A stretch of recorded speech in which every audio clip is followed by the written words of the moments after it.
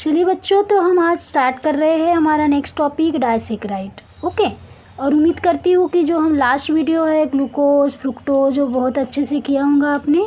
अगर वो वीडियो नहीं देखा है तो ज़रूर देखिए, क्योंकि जब तक आपको alpha D glucose, beta D glucose, alpha D fructose, beta D fructose इनके स्ट्रक्चर नहीं आएंगे तब तक आप ये डाइसैकेराइड में इनके स्ट्रक्चर बना नहीं सकोगे।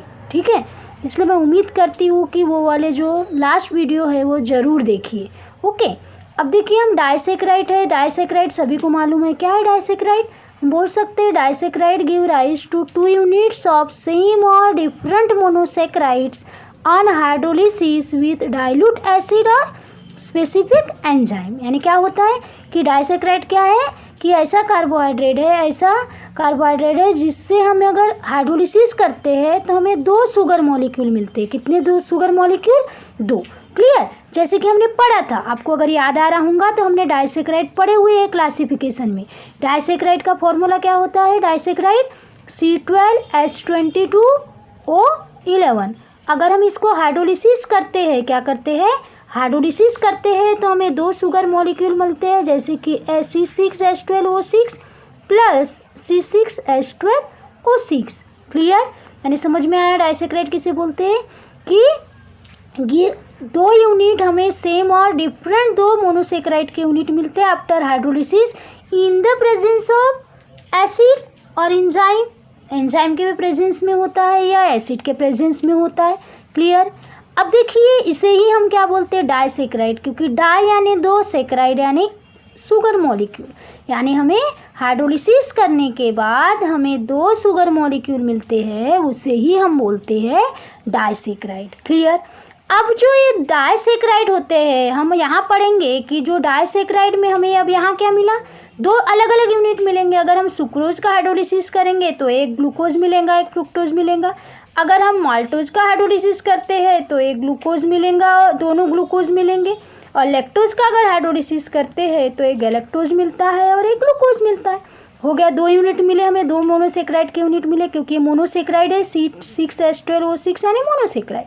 क्लियर, अब हम इसे, और ये इंटर कन्वर्टेबल भी होता है।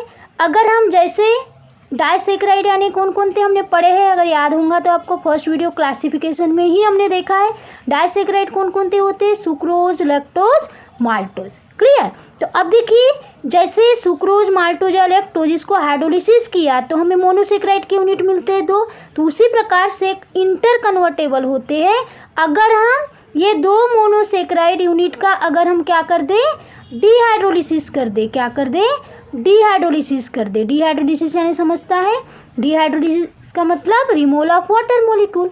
अगर हम 2 ग्लूकोज मॉलिक्यूल या 2 फ्रुक्टोज ग्लूकोज या यानी अभी हम नाम नहीं ले रहे, 2 मोनोसैकेराइड यूनिट्स में से अगर वाटर निकाल दे तो हमें क्या मिल जाएगा? फिर से डाइसैकेराइड मिल जाएगा। यानी ये क्या है? इंटर कन्वर्टेबल है। समझ में आया? यानी डाइसैकेराइड का हाइड्रोलिसिस अगर हम करते हैं तो हमें 2 मोनोसैकेराइड के यूनिट मिलते हैं, और 2 मोनोसैकेराइड यूनिट को अगर हम वाटर निकाल देते हैं, वाटर रिमूव करेंगे तो हमें फिर से डाइसैकेराइड मिलेगा, यानी इंटर कन्वर्टेबल होता है। तो यही हमें आगे देखना है कि किस तरह से डाइसैकेराइड का फॉर्मेशन होता है और उसका स्ट्रक्चर हम देखेंगे। ये हमारी क्लास है, इसमें हम क्या पढ़ेंगे? हम स्ट्रक्चर देखेंगे सुक्रोज, माल्टोज और लैक्टोज के कि कैसे फॉर्म होता है। क्लियर, तो देखिए the 2 sugar monosaccharide unit are link together by an ether oxide linkage. यानी इस तरह से एक लिंकेज होंगी, ऑक्सीजन के साथ लगेंगे ये लिंकेज, इसे ईथर लिंकेज बोला जाता है। Clear, and this linkage is termed as glycosidic linkage. और इसी लिंकेज को कौन सी लिंकेज बोला गया है? Glycosidic linkage. क्लियर, समझ में आया मैंने क्या बोला? कि जब ये मोनोसैकेराइड 2 मोनोसैकेराइड में से जब वाटर निकल जाता है तो ये दोनों मोनोसैकेराइड यूनिट किससे लिंक होते हैं? ये ऑक्सीजन से। किससे लिंक होते हैं? ऑक्सीजन से, जिसे हम बोलते हैं कौन सी लिंकेज बोलते हैं? Ether oxide linkage. क्लियर, या इसी को हम बोलते हैं ग्लाइकोसिडिक लिंकेज। कौन सी linkage? Glycosidic linkage. It is formed by removal of water molecule by reaction of 2 2 hydroxyl group from 2 monosaccharide unit. Clear, समझ में आए? अभी हम स्ट्रक्चर देखेंगे तो आपको और अच्छे से क्लियर हो जाएगा कि क्या है।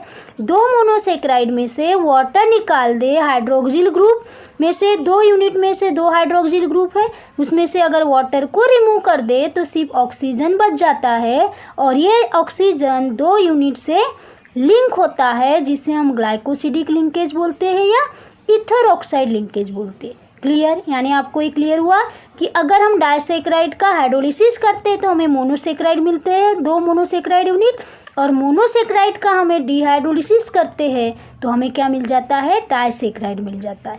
क्लियर, तो अभी हम वही देखेंगे कि किस तरह से ये फॉर्म होता है और ये हमें कंपाउंड मिलता है। ओके, तो अभी हम वही देखने वाले हैं कि हमें किस तरह से ये कंपाउंड फॉर्म्ड होता है, यानी कैसे बनता है सुक्रोज, माल्टोज और लैक्टोज।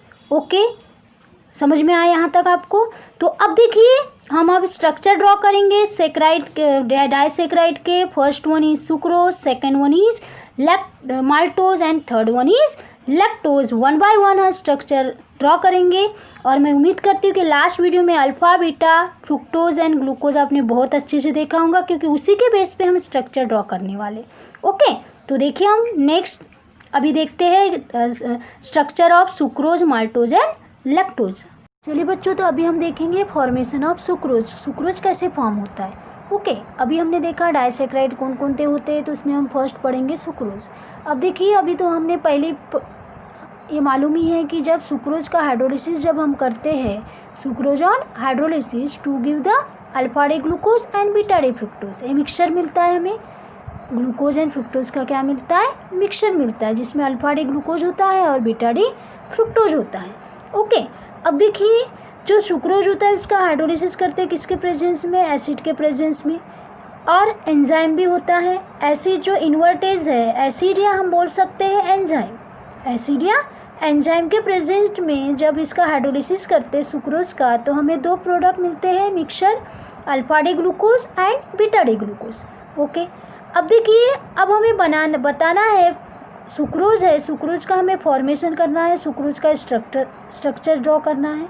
क्लियर, तो यहाँ तो हमें इतना समझ में आ गया कि सुक्रोज का जब हाइड्रोलिसिस कर रहे हैं तो हमें 2 यूनिट मिल रहे हैं, ग्लूकोज का यूनिट और एक फ्रुक्टोज का यूनिट। ओके, अब देखो, अब ये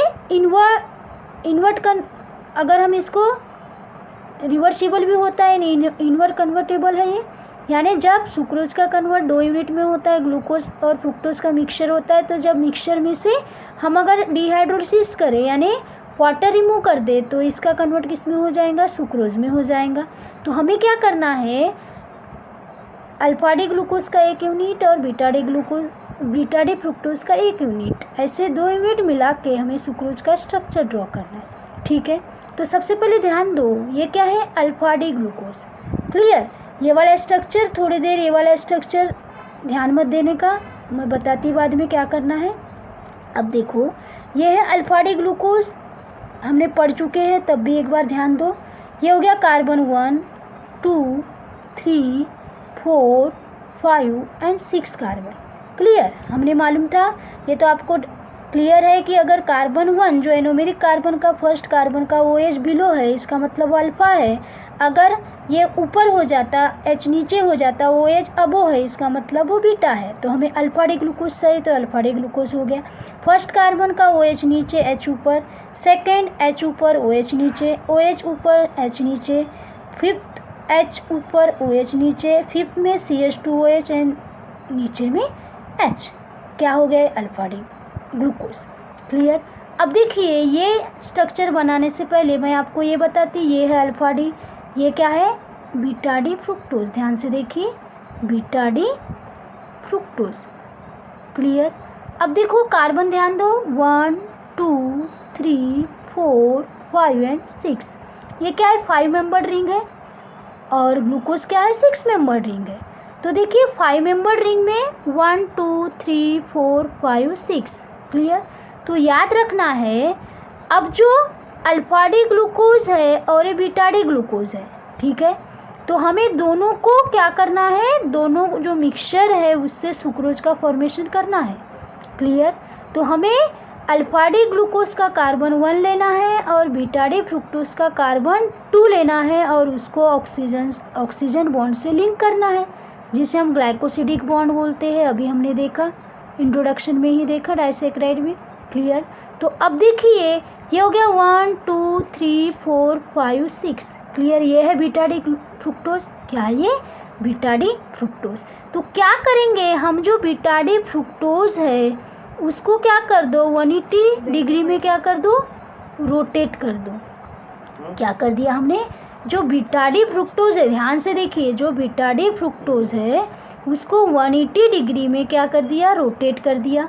तो रोटेट कर देंगे तो क्या होगा, जो नीचे बॉन्ड था रोटेट कर दिया यानी एंगल को घुमा दिया, तो जो बॉन्ड थे वो नीचे का ऊपर जाएगा, ऊपर के नीचे आ जाएंगे। तो ध्यान से देखिए 180 डिग्री, ऐसे 180 डिग्री में हम क्या कर दिया, उसको रोटेट कर दिया 180 में। तो देखिए फर्स्ट कार्बन ये हो जाएगा, ये सेकंड कार्बन हो गया, ये थर्ड कार्बन हो गया, ये फोर्थ कार्बन हो गया, ये फिफ्थ कार्बन हो गया, ये सिक्स्थ कार्बन हो गया। ध्यान से देखो, ये फर्स्ट कार्बन हो गया, 180 डिग्री में रोटेट किया तो जो ऊपर आ गया OH नीचे आ गया। ठीक है। थर्ड कार्बन देखिए, OH ऊपर था तो OH नीचे आ गया, H ऊपर चले गया। OH नीचे था, ऊपर आ गया, H नीचे आ गया। जब H ऊपर था, नीचे था तो ऊपर चले गया, CH2OH नीचे आ गया। कैसे, हम 180 डिग्री में इसको रोटेट कर दिए। क्लियर। क्या कर दिए, 180 डिग्री में रोटेट कर दिए। ओके। अब हमें क्या करना है, अल्फा डी ग्लूकोज का कार्बन 1 और बीटा डी फ्रुक्टोज का कार्बन 4, अल्फा डी ग्लूकोज का कार्बन 1 और बीटा डी फ्रुक्टोज का कार्बन 4, वहाँ से हमें H2O क्या करना है, रिमूव करना है। देखो first carbon alpha D glucose का कार्बन 1 और बीटा डी फ्रुक्टोज का कार्बन 2, वहाँ से हमें वाटर को रिमूव कर दिया, OH और H। क्या बच गया, अब इसके पास ऑक्सीजन बच गया। तो ये कार्बन और ये कार्बन किससे लिंक होंगे, ऑक्सीजन से। किससे लिंक्ड हो गए, किससे जुड़ गए, किससे बॉन्ड फॉर्म कर दिया, ऑक्सीजन के साथ। ये वाला कार्बन 1 और कार्बन 2 लिंक्ड बाय ऑक्सीजन। किससे लिंक्ड हो गई, ऑक्सीजन। यहाँ से देखिए, अब वही ये फ्रुक्टोज है, ध्यान से देखना, बीटा डी फ्रुक्टोज। क्लियर। तो क्या मिला हमें, देखिए इधर as it is same structure है, सिर्फ हमने क्या कर दिया, यहाँ से वाटर निकाल दिया। ये कार्बन 1 2 3 4 5 6, देखिए बराबर नंबरिंग दो, 1 2 3 4 5 एंड 6। क्लियर। तो इसका कार्बन 1 है ना, अल्फा डी ग्लूकोज का कार्बन 1 और बीटा डी फ्रुक्टोज का कार्बन 2। क्लियर। यहाँ से वाटर निकल गया और हमें इस प्रकार से स्ट्रक्चर मिल गया। ठीक है, यानी हम इस प्रकार से बॉन्ड मिला हमें। कैसे, ध्यान से देखिए, ये एक कार्बन है, ये कार्बन 1 समझ लो और इसका कार्बन 2 और इनके बीच में क्या लग गया है, ऑक्सीजन। ये कार्बन किससे जुड़ गए, ऑक्सीजन से जुड़ गए। किससे जुड़ गए, ऑक्सीजन से जुड़ गए। यानी हम बोल सकते हैं सुक्रोज कैसे फॉर्म हुआ, carbon 1 of alpha D glucose linked carbon 2 of beta D fructose, carbon 1 of alpha D glucose link to carbon 2 of beta D fructose by glycosidic bond. किससे, बाय ग्लाइकोसिडिक बॉन्ड। ठीक, sorry ये 1-4 नहीं आएगा, इसे हम 1-2 लिखेंगे। यहाँ 1-4 लिखा हुआ है, ये 1-2 हो जाएगा। 1-2 ग्लाइकोसिडिक बॉन्ड, यानी अल्फा डी ग्लूकोज का कार्बन 1 और बीटा डी फ्रुक्टोज का कार्बन 2, इस प्रकार से दोनों ने क्या कर दिया, ऑक्सीजन से बॉन्ड बना दिया, ऑक्सीजन से जुड़ गए। और जो ये बॉन्ड है वो बॉन्ड को ही हम बोलते हैं ग्लाइकोसिडिक बॉन्ड। कौन सा बॉन्ड है, ग्लाइकोसिडिक बॉन्ड। और इस तरह से वहाँ एक स्ट्रक्चर ऐसा बनाओ या इस तरह से बनाओ, कैसे भी बना सकते हो। इस तरह से यहाँ क्या बन गया, ये बॉन्ड तैयार हो गया। क्लियर।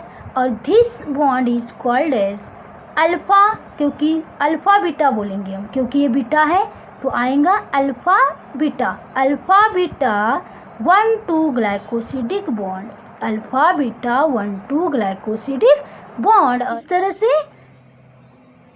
अल्फा डी ग्लूकोज का alpha and beta D fructose का बीटा, और 1 यानी अल्फा डी ग्लूकोज का कार्बन 1 बीटा डी फ्रुक्टोज का कार्बन 2। इस प्रकार से अल्फा बीटा 1 2 ग्लाइकोसिडिक बॉन्ड यानी दिस, ठीक है। जो बॉन्ड ऑक्सीजन से, दो कार्बन जो ऑक्सीजन से लिंक होते हैं, दो मोनोसेकेराइड यूनिट को ऑक्सीजन से जोड़ा जाता है, वो बॉन्ड को ही बोलते हैं ग्लाइकोसिडिक बॉन्ड। क्लियर, समझ में आया? सभी को बहुत अच्छे से समझ में आया? एक बार और अच्छे से देख लीजिए कि क्या किया हमने। क्या किया, एक अल्फा डी ग्लूकोज का स्ट्रक्चर हमने बनाया, दूसरा बीटा डी फ्रुक्टोज का बनाया, फिर हमने 180 में इसको रोटेट कर दिया तो हमें इस प्रकार से स्ट्रक्चर बन गया। जो ये बॉन्ड थे इन्वर्ट हो गए यानी उल्टे हो गए, ऊपर चल गए 180 डिग्री में, और हमें इस प्रकार से स्ट्रक्चर मिला बीटा डी फ्रुक्टोज का। क्लियर। फिर हमें उसमें हाइड्रोलिसिस कर दिया, कार्बन 1 का OH और कार्बन 2 का OH, इसमें से हाइड्रोक्सिल ग्रुप में से वाटर रिमूव हो गया, और वाटर रिमूव होने के बाद हमें इस प्रकार से स्ट्रक्चर मिला कार्बन 1 और कार्बन 2, एक अल्फा डी ग्लूकोज का कार्बन 1 और दूसरा बीटा डी फ्रुक्टोज का कार्बन 2 ऑक्सीजन से जुड़ गया, और जो बॉन्ड तैयार हुआ वो बॉन्ड को हम बोलते हैं ग्लाइकोसिडिक बॉन्ड, और इसे हम बोलेंगे अल्फा डी 1 2 ग्लाइकोसिडिक बॉन्ड यहाँ फॉर्म हुआ, और इस प्रकार से सुक्रोज का फॉर्मेशन हो गया, सुक्रोज का स्ट्रक्चर हमने बना लिया। क्लियर, समझ में आया? अब देखिए, हम जब स्टार्टिंग में पढ़े थे तो हमने ये भी बोला था कि सुक्रोज क्या है, रिड्यूसिंग नेचर। अगर याद आ रहा होगा तो हमने पढ़े थे क्लासिफिकेशन ऑफ रिड्यूसिंग नेचर, वहाँ हमने बोला था कि sucrose is a non reducing sugar and lactose and maltose is a reducing sugar, हमने ये बोला था। अब हमें वो बताना है कि सुक्रोज क्यों रिड्यूसिंग शुगर नहीं है, उसे क्यों हम रिड्यूसिंग शुगर नहीं बोलते, तो वो हमें क्लियर करना है। ध्यान से देखिए किस तरह से क्यों वो रिड्यूसिंग शुगर नहीं है, तो वही हमें अभी पढ़ना है कि रिड्यूसिंग शुगर क्यों नहीं बोला गया है, किसे, सुक्रोज को, वो नॉन रिड्यूसिंग शुगर क्यों है। ठीक है, तो अब हमें आइडेंटिफाई करना है कि sucrose is a non reducing sugar. Sucrose क्या है, नॉन रिड्यूसिंग शुगर है, तो ये हमें आइडेंटिफाई करना है कि क्यों इसे नॉन रिड्यूसिंग शुगर बोला गया है। क्लियर। तो अब देखिए, हम देखेंगे कि इसे नॉन रिड्यूसिंग शुगर क्यों बोला गया है, तो ध्यान से देखिए। देखो, sucrose is non reducing sugar, sucrose क्या है, नॉन रिड्यूसिंग शुगर है। अब देखो, अगर हमें बताना है, बहुत अच्छे से सुनिए बच्चे, कि सुक्रोज नॉन रिड्यूसिंग शुगर है, रिड्यूसिंग क्यों नहीं है, क्योंकि बहुत इंपॉर्टेंट है ये, आपको जरूर समझ में आएगा। तो अगर ध्यान दो, हमें बताना है कि रिड्यूसिंग शुगर कब होता है, तो ध्यान दो, रिड्यूसिंग शुगर कब बोलेंगे, कैसे आइडेंटिफाई करेंगे हम कि वो रिड्यूसिंग है या नॉन रिड्यूसिंग है। तो अगर हेमी एसिटेल यानी OH ग्रुप है, वहाँ ईथर है, ध्यान दो, OH ग्रुप प्रेजेंट है, ईथर है और H है, और जो हेमी एसिटेल यानी हम हेमी एसिटेल और हेमी कीटल से हम आइडेंटिफाई करते हैं कि क्या है, वो रिड्यूसिंग शुगर है, कि जिसमें हेमी एसिटेल और हेमी कीटल होता है वो क्या होते हैं, रिड्यूसिंग शुगर होते हैं। ध्यान से देखो, मैंने क्या बोला कि जो कंपाउंड में हेमी एसिटल और हेमी कीटल ऐसे दो कंपाउंड होते हैं उसे हम रिड्यूसिंग शुगर बोलते हैं कि वो रिड्यूसिंग शुगर है। अब हेमी एसिटल क्या होता है, कैसे आइडेंटिफाई करेंगे कि हेमी एसिटल किसे बोलेंगे, तो ऐसा कंपाउंड जिसमें OH होता है, ईथर होता है और H होता है, तो वो हो जाता है हेमी एसिटल। क्या हो जाता है, हेमी एसिटल। क्लियर। अब हम कैसे आइडेंटिफाई करेंगे कि हेमी कीटल कैसा है, किसे बोलेंगे, तो जिसमें OH होता है, ईथर होता है और R होता है, यानी वो क्या हो जाता है, R यानी कार्बन चेन, कार्बन लिंक्ड होता है, वो हो जाता है हेमी कीटल। ध्यान से देखो, मैंने क्या बोला कि अगर हमें रिड्यूसिंग शुगर आइडेंटिफाई करना है तो कंपाउंड में हेमी एसिटल और हेमी कीटल होना चाहिए कार्बोहाइड्रेट में, तभी वो रिड्यूसिंग शुगर कहलाता है, अदरवाइज नहीं। अब समझ में आया। अब हेमी एसिटल और हेमी कीटल क्या होता है कि ऐसा कार्बोहाइड्रेट या ऐसा शुगर मॉलिक्यूल जिसमें OH भी होना चाहिए, वही कार्बन को अटैच होना चाहिए, एक ही कार्बन को OH भी अटैच होना चाहिए, ईथर भी होना चाहिए और हाइड्रोजन भी होना चाहिए, यानी वो हेमी एसिटल है। और हेमी कीटल यानी ऐसा कार्बन जिसे एक ही कार्बन को OH भी ग्रुप अटैच होना चाहिए, ईथर भी होना चाहिए और कार्बन की चेन भी अटैच होना चाहिए, यानी हेमी कीटल। यानी अगर ये दो कंपाउंड जिसमें है, समझ जाना कि वो रिड्यूसिंग शुगर है। Clear. If any compound have it will be a reducing sugar. यानी इसमें से अगर कंपाउंड है, हेमी एसिटल और हेमी कीटल अगर प्रेजेंट है, तो समझ जाने का कि वो क्या है, रिड्यूसिंग शुगर है। क्लियर। अब हमने जब क्लासिफिकेशन देखा था तो वहाँ हमने ये भी पढ़े थे कि जो ग्लूकोज और फ्रुक्टोज ये क्या है, रिड्यूसिंग शुगर है।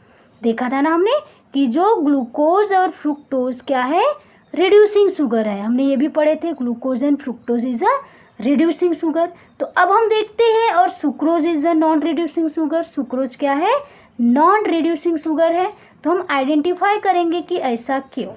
ठीक है क्या, देखो दोनों कंपाउंड हमें मिलना चाहिए, ध्यान से देखिए।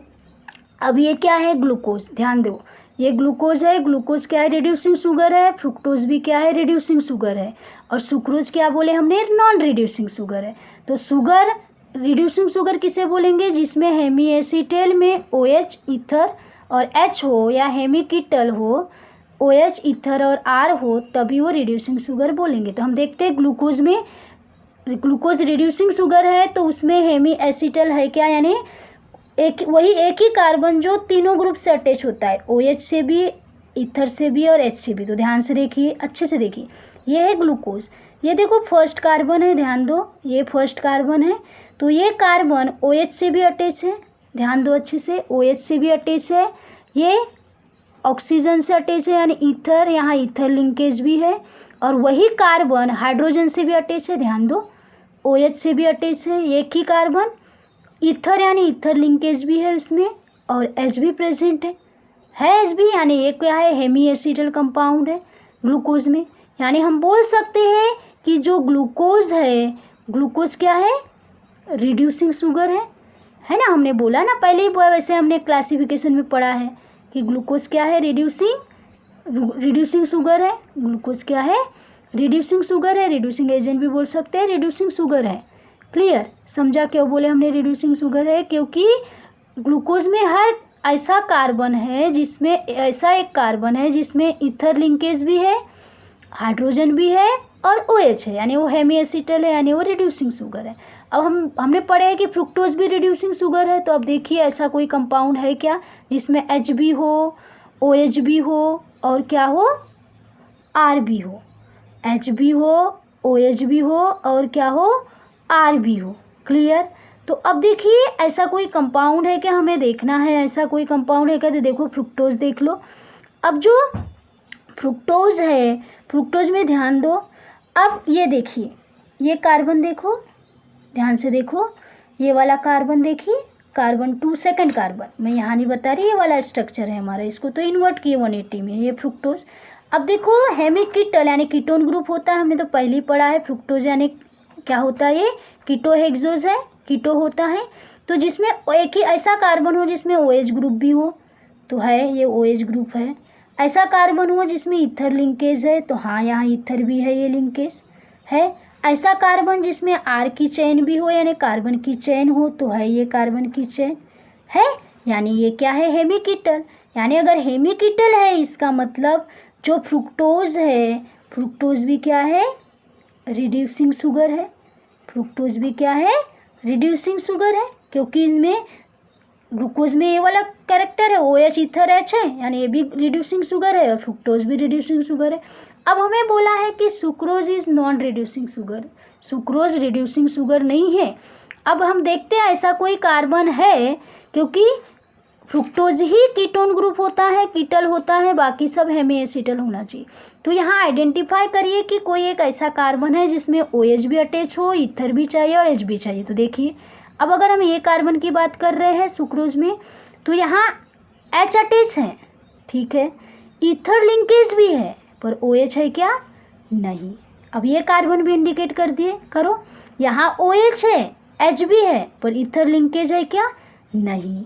यानी क्या है, जो सुक्रोज है, अब इसमें भी देखो फ्रुक्टोज में यही कार्बन है, कार्बन चेन से अटैच है R से, ईथर लिंकेज भी है, पर OH है क्या, नहीं है। यानी sucrose is a non reducing sugar, sucrose क्या है? नॉन रिड्यूसिंग शुगर है। क्यों नॉन रिड्यूसिंग शुगर है? समझ में आया? क्लियर? सभी को समझा बहुत अच्छे से? ठीक है, यानी हमें पहले आइडेंटिफाई करना है कि सुक्रोज नॉन रिड्यूसिंग शुगर क्यों नहीं है। तो अगर रिड्यूसिंग शुगर रहती है तो क्या होना चाहिए उसमें? हेमी एसिटल और हेमिकीटोल कंपाउंड होना चाहिए। और हेमी एसिटल यानी क्या होता है? ऐसा एक कार्बन जिसमें OH भी हो, ईथर भी हो, हाइड्रोजन भी हो। और हेमिकीटल क्या होता है? ऐसा कार्बन जिसमें OH भी हो, ईथर। ठीक है, तो समझ में आया कि सुक्रोज नॉन रिड्यूसिंग शुगर क्यों है और ग्लूकोज और फ्रुक्टोज रिड्यूसिंग शुगर क्यों है? क्योंकि ग्लूकोज और फ्रुक्टोज में हेमी एसिटल कंपाउंड प्रेजेंट है जिसमें OH, ईथर और H एक ही कार्बन को अटैच होता है, पर सुक्रोज में ऐसा नहीं होता, इसलिए सुक्रोज क्या है? नॉन रिड्यूसिंग शुगर है। क्लियर? सभी को समझ में आया बहुत अच्छे से? तो ये ध्यान रखिए। ये हो गया हेमी एसिटल यानी sucrose is non reducing sugar क्यों बोला गया है सुक्रोज को, वो रिड्यूसिंग शुगर क्यों नहीं है। और नॉन रिड्यूसिंग का मतलब क्या होता है? जो ऐसा शुगर जो फैलिंग और टॉलेंस को रिड्यूस नहीं कर सकता। क्लियर? इसलिए उसे नॉन रिड्यूसिंग बोला गया है। और ये भी समझ में आया रिड्यूसिंग, अगर रिड्यूसिंग होता तो उसमें कौन कौन से ग्रुप एक ही कार्बन को अटैच होना चाहिए? OH, ईथर और H। और कीटल होना तो OH, ईथर और R। ओके, अब हम देखेंगे कि sucrose is the inversion of sugar भी बोला गया है, इन्वर्ट शुगर भी बोलते हैं हम सुक्रोज को। तो ऐसा क्यों? इन्वर्ट शुगर क्या होता है? तो ये अब हम देखेंगे कि इन्वर्ट शुगर क्या होता है।